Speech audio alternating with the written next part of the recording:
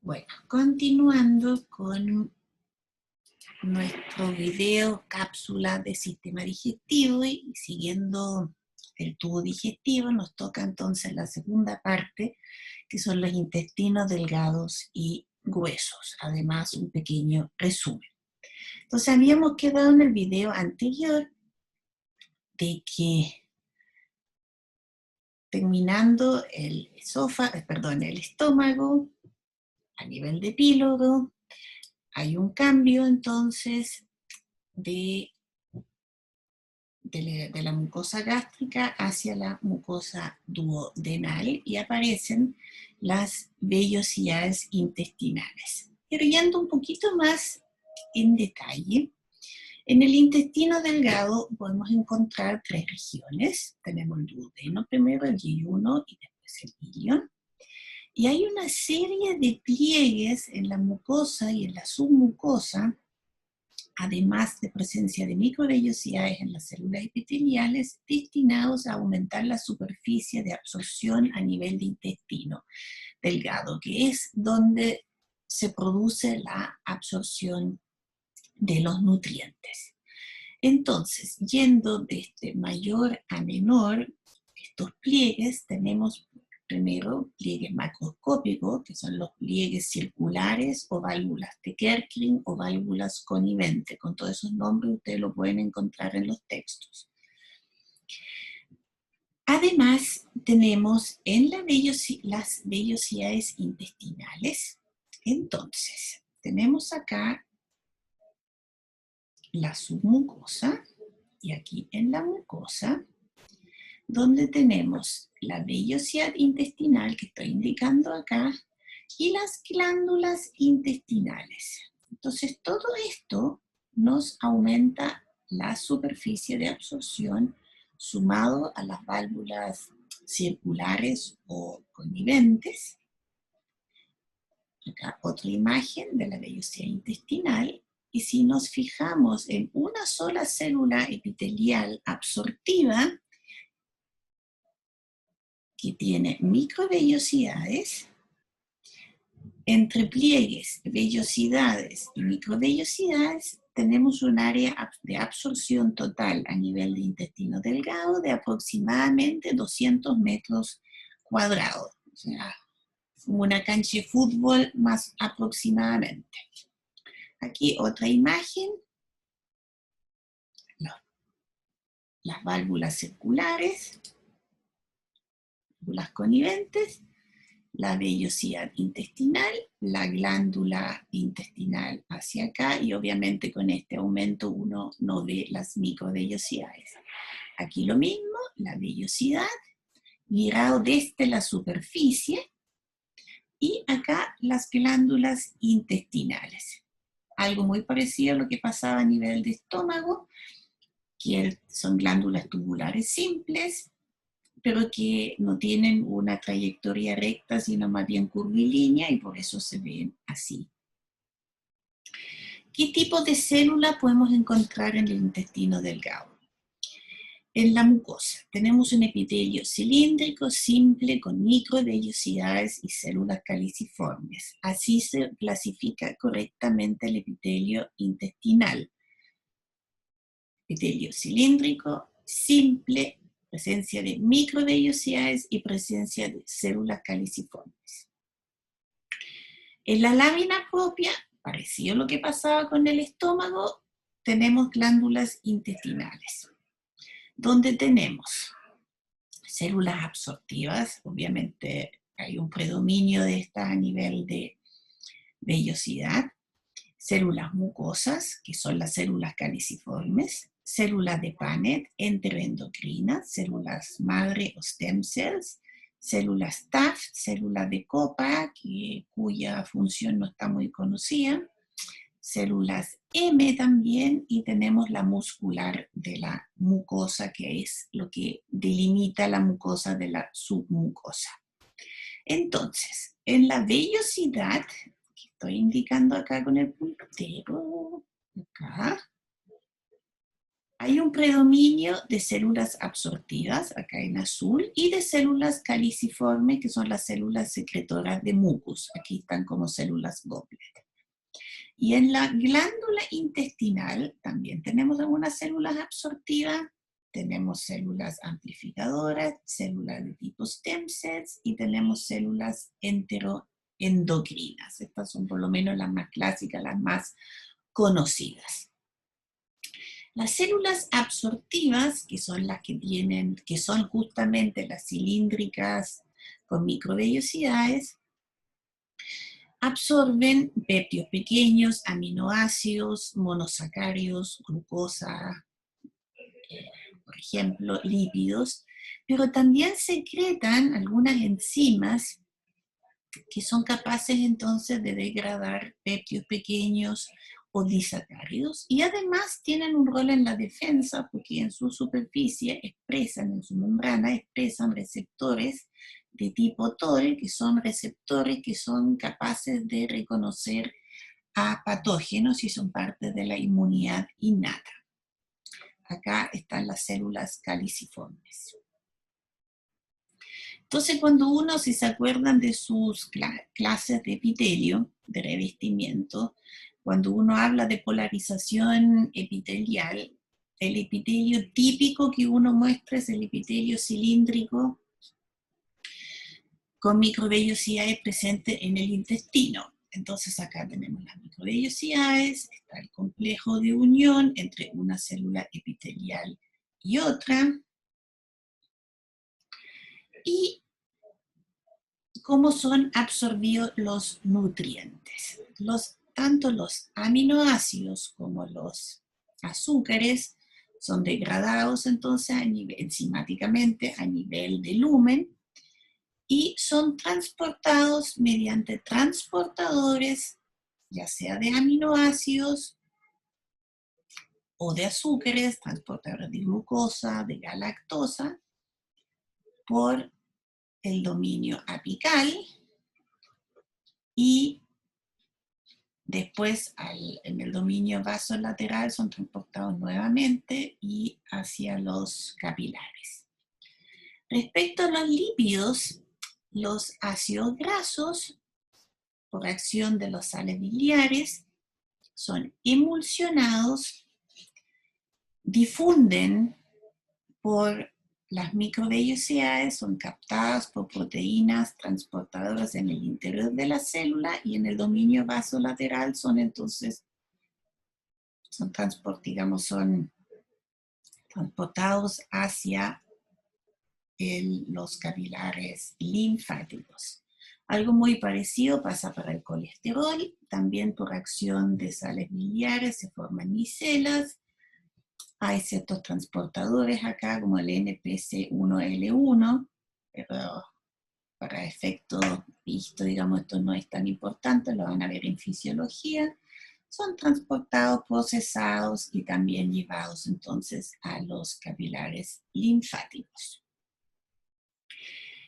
Entonces, justamente para poder transportar y llevar, digamos, todos estos nutrientes, la lámina propia es muy, muy irrigado. Aquí tenemos un capilar sanguíneo y acá un esquema de un capilar linfático. Además está, digamos, muy inervado, hay musculatura lisa a lo largo acá de la vellosidad intestinal, lo que también permite cierto movimiento de la vellosidad, lo que también facilita su función absortiva. Las células caliciformes son células secretoras de mucus, y a medida que vamos avanzando por el intestino, van a ir aumentando en cantidad. Acá están teñidos, aquí no están teñidos, y aquí sí están teñidos. Las mucinas no se tiñen muy bien con los colorantes habituales, hematoxilina y eosina, entonces hay que utilizar técnicas histoquímicas particulares para poderlos teñir bien. Y esta es muy bonita esta foto porque se ve como una célula caliciforme está descargando su contenido hacia la superficie. Después, dentro de la glándula intestinal. En la parte más bien basal tenemos las células de Paneth, que también tienen un rol importante en la defensa, secretan defensina, lisosimas, y permite controlar la flora intestinal, y además secretan citoquinas proinflamatorias que también ayudan en la defensa. Acá tenemos los gránulos de secreción.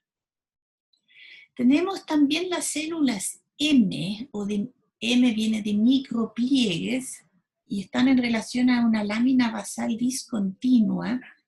Acá tenemos una célula M que siempre va a estar en relación a la presencia de nódulos linfáticos. ¿Por qué? Las células M son células presentadoras de antígeno, y eso entonces permite y facilita el inicio de la respuesta inmune acá en estos folículos que están presentes en la mucosa intestinal. Entonces, y detectan, digamos, la presencia de bacterias, virus, parásitos, proteínas desconocidas, etcétera, a nivel de epitelio, a nivel de intestino. Entonces la barrera intestinal es bastante compleja, porque tenemos primero el epitelio propiamente tal, que ya per se forma una barrera, junto con el recambio del epitelio. Las células absortivas tienen estos receptores que yo les dije, los toll-like receptors, que son parte de la inmunidad innata. Y después aquí a nivel de, están las células M, y a nivel de lámina propia, hay macrófagos, hay linfocitos, todos los elementos necesarios para montar una respuesta inmune ante la presencia de patógenos. Aquí deben haber múltiples células M. Entonces cuando entra una bacteria, estos son reconocidos entonces por macrófagos, que también células M y macrófagos M en el epitelio, los macrófagos en el tejido conectivo, y que presentan estos antígenos a los linfocitos del dentro para poder iniciar la respuesta inmune. En la parte más basal de las glándulas intestinales tenemos células enteroendocrinas. Aquí es el lumen de la glándula, pero aquí los gránulos de secreción están hacia el otro lado, porque son células endocrinas. Entonces, este producto de secreción se va a vertir a los vasos sanguíneos. ¿Y qué es lo que secretan? Entre otros, secretina, colecistoquinina, somatostatina, sustancia P, entre otras.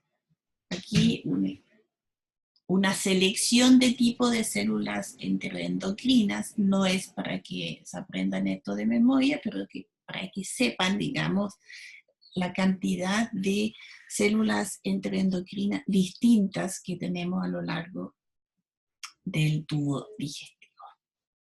Después tenemos las células TAF por este penachito, que tiene un rol importante en la producción de opioides, de ciclooxigenasa, que es importante para la síntesis de prostaglandinas, también importante en la defensa, y también se les ha atribuido ciertas funciones sensoriales y importante en la detección de patógenos, particularmente de parásitos, ya sean protozoos o más grandes como los gusanos.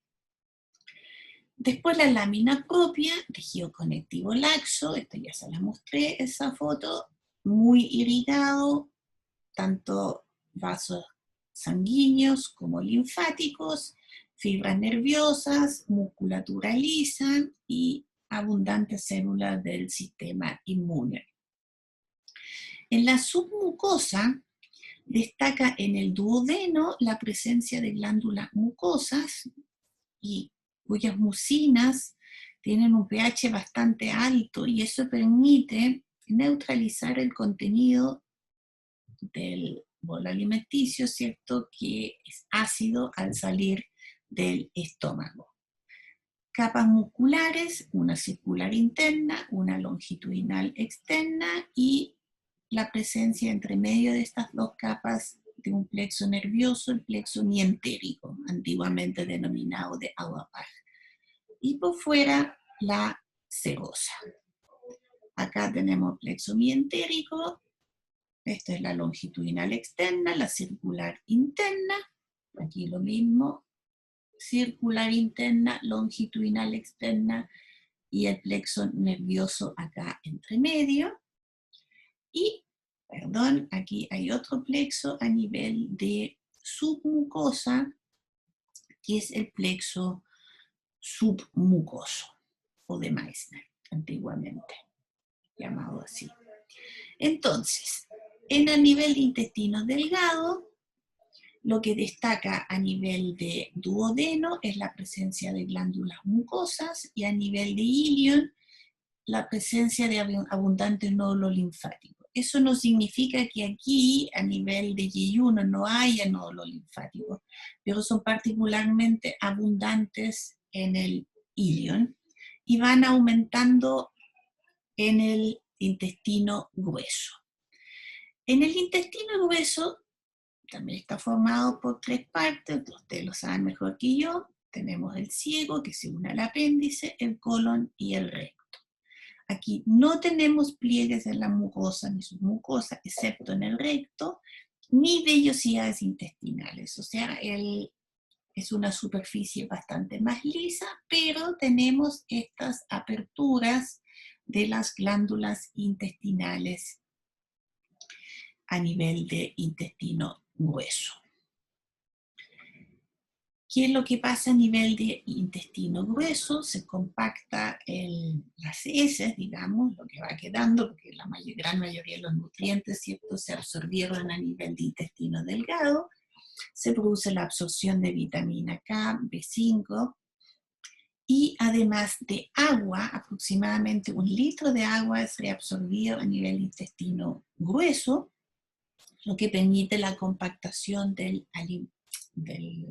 las heces, y aumentan las células caliciformes en las glándulas intestinales y en la superficie, lo que permite, digamos, tener una superficie muy lubricada, lo que también permite el paso de las heces. Entonces tenemos un epitelio cilíndrico simple, también tiene microvellosidades, pero bastante más chiquititas que a nivel de intestino delgado. Las glándulas intestinales son más largas, hay más células caliciformes, una mayor cantidad de nódulos linfáticos y pocas células enteroendocrinas. En la submucosa tenemos tejido conectivo laxo y la presencia de un plexo submucoso importante. En cuanto a la capa muscular, particularmente en el colon, que es lo más destacable acá, tenemos una capa circular interna intacta. Luego la longitudinal externa es incompleta y se forman 3 bandas longitudinales que son las tenias del colon. Y tenemos acá también el plexo mientérico. Y en la sebosa, el tejido adiposo es muy abundante y ese tejido adiposo forma los apéndices epiploicos. Aquí vemos la mucosa, donde las glándulas intestinales también atraviesan a toda la lámina propia o corion. En el recto aparecen los pliegues longitudinales en la submucosa, que son las columnas rectales de Morgagni.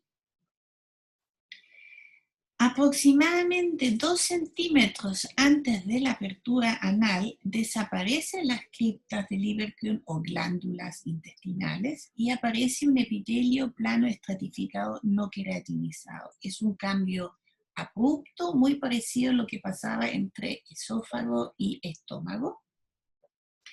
Y acá en la parte muscular destaca que aquí en el canal, en el anal, acá está, aparece el esfínter anal y ahí tenemos músculo esquelético y eso significa que tenemos ahí una contracción muscular de tipo voluntaria. Acá está el epitelio típico cilíndrico del intestino grueso. Y aquí el cambio abrupto hacia un epitelio plano estratificado, que dentro del canal anal es no queratinizado, pero después se conecta con la piel y ahí obviamente tenemos un epitelio plano estratificado queratinizado. Y finalmente el apéndice se caracteriza por tener abundantes nódulos linfáticos que van a ir disminuyendo con la edad. Este es un niño de 10 años y este es un adulto de 36 años, donde prácticamente ya no quedan nódulos linfáticos. Y esto es para que lo tengan un resumen de la histología del tubo digestivo, donde se destacan, digamos, las características particulares, digamos, de cada uno de los segmentos, qué tipo de epitelio, la lámina propia, si hay pliegues o no, qué cosas destacables o características hay en las submucosas, qué tipo de capa muscular, qué tipo de musculatura esquelético hay, donde tenemos serosa, donde tenemos adventicia, y eso sería por este momento.